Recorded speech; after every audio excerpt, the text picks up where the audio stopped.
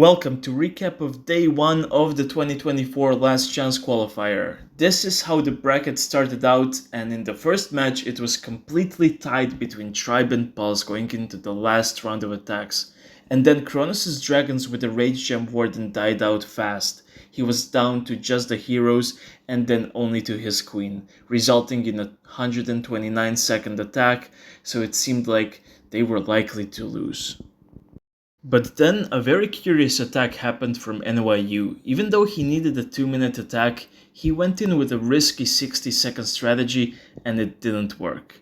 It should be noted that in this tournament we had much less time between attacks than usual, so players were surely required to attack much sooner after their opponent's attack ended.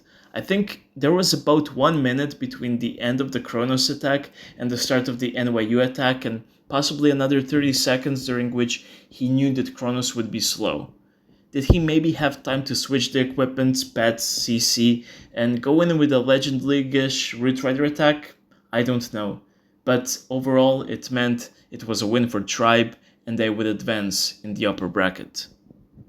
The match between DZ and Moss was decided around the middle of the war when Leo did a very fast 59-second Root Rider attack to extend their lead on time, and then Chien did a bit of an awkward corner Root Rider entry into a lot of damage, so the roots fizzled out and it ended up as a fail.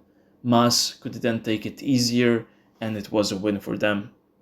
We then went to the upper bracket round 2 matches, and this time Kronos was the strongest link for Tribe with a 67-second Root Rider attack, and they beat Vatang with a convincing time lead.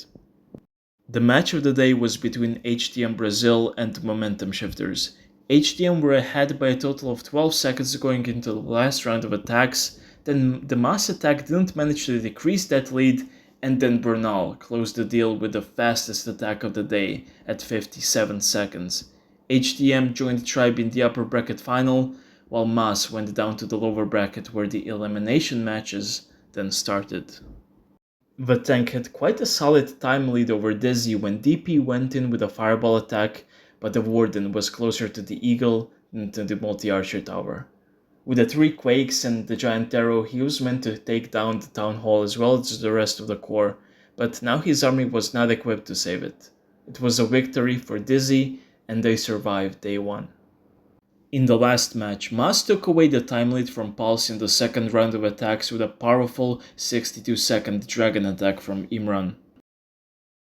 Pulse gave us this amazing fireball by Sahara, but overall they could just not keep up with Momentum Shifters, who had the fastest team average of the day at a minute at 8 seconds. This is how I predicted the whole bracket to go down, and I really got only one match wrong as it was HTM who won against Momentum Shifters. Overall, the team performances were pretty true to my tier list though. And this is how the bracket stands going into day 2.